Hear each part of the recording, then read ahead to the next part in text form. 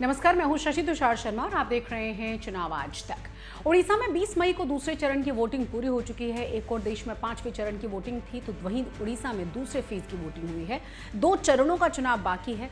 लोकसभा के साथ ही राज्य में विधानसभा के भी चुनाव हो रहे हैं और चुनाव से पहले राज्य में बीजेपी और बीजेडी के बीच गठबंधन की बात चल रही थी और अब कुछ ही दिनों के भीतर कड़वाहट बहुत ज्यादा बढ़ चुकी है। पहले पीएम मोदी की ओर से दिया गया 10 जून वाला बयान और उसके बाद संबित पात्रा की हालिया टिप्पणी के बाद बीजेपी और बीजेडी के बीच राजनीतिक बयानबाजी और भी ज्यादा तेज हुई है। पूरी लोकसभा सीट से बीजेपी उम्मीदवार संबित पात्रा की राज्य के प्रतिष्ठित देवता को मोदी का भक्त बताने वाली टिप्पणी के बाद उड़ीसा के सीएम नवीन पटनायक को बीजेपी पर हमला करने का मौका मिल गया। जैसे जैसे राज्य में चुनाव आगे बढ़ रहा है, दोनों ही ओर से अब व्यक्तिगत हमले भी लगातार किए जा रहे हैं। साथ ही दोनों ही ओर से उड़िया अस्मिता वाली बात भी शुरू हो चुकी है। नवीन पटनायक और पीएम नरेंद्र मोदी की मित्रता की मिसाल दी जाती थी, लेकिन अब दोनों ही नेता एक दूसरे पर हमलावर हैं।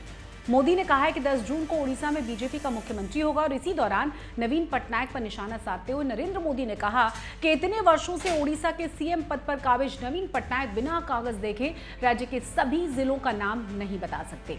हाल ही में पीएम मोदी ने एक इंटरव्यू में गठबंधन और फिर अलग अलग चुनाव लड़ने को लेकर सवाल उनसे पूछा गया। पीएम मोदी ने कहा कि बीजेपी 2014 और 2019 के चुनावों में बीजेडी के खिलाफ चुनाव लड़ चुकी ही थी। राज्य में पार्टी का काफी जनाधार बढ़ा। उन्होंने कहा कि यह हमारी प्रतिबद्धता है कि बीजेपी का जो भी नेता ओडिशा का अगला मुख्यमंत्री बनेगा वो राज्य की माटी का बेटा होगा। अपनी चुनावी रैलियों में नवीन पटनायक पर नरेंद्र मोदी ने भ्रष्टाचार के ताबड़तोड़ आरोप भी लगाए हैं।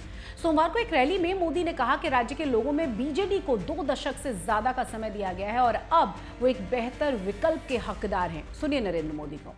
ये मेरे उड़ीसा को किसने तबाह कर दिया, किसने बर्बाद कर दिया, किसने इसके नौजवानों के सपनों को कुचल डाला, एक एक बात मुझे बहुत दर्द करती है, बहुत पीड़ा करती है। और मैं जब देखता हूं इसकी वजह क्यों है, क्या वजह है, इसकी वजह है बीजेडी सरकार पूरी तरह भ्रष्टाचारियों के कब्जे से गिरी हुई है। उधर संबित पात्रा की टिप्पणी के बाद नवीन पटनायक ने पूरे मामले को उड़िया अस्मिता से जोड़ दिया है। राज्य के प्रतिष्ठित देवता को प्रधानमंत्री नरेंद्र मोदी का भक्त बताने वाली टिप्पणी के बाद नवीन पटनायक ने बीजेपी से भगवान जगन्नाथ को राजनीति में न घसीटने की अपील की।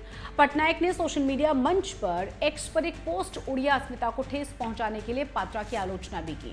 पात्रा के बयान के बहाने नवीन पटनायक ने बीजेपी पर भी तीखा हमला बोला। बीजेपी बीजेडी के बीच इस कड़वाहट को राजनीति के जानकार सिर्फ चुनाव से जोड़कर देख रहे हैं।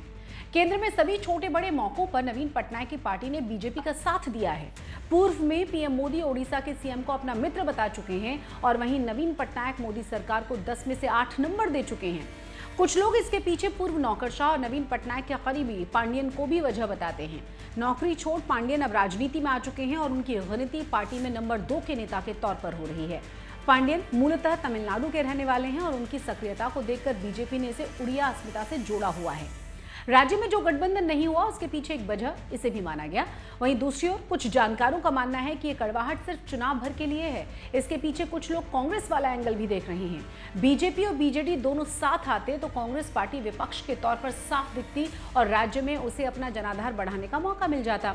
ऐसे में इससे बीजेपी और बीजेडी दोनों को नुकसान पहुंच सकता था और इसीलिए दोनों ही दल साथ नहीं आए। उम्मीद है आपको हमारा ये वीडियो पसंद आया होगा। पसंद अगर आया है तो हमारे चैनल को लाइक और सब्सक्राइब जरूर कर दीजिए। साथ ही चुनावों से जुड़ी हुई तमाम जानकारियों के लिए आप चुनाव आज तक देखते रहिए। नमस्कार।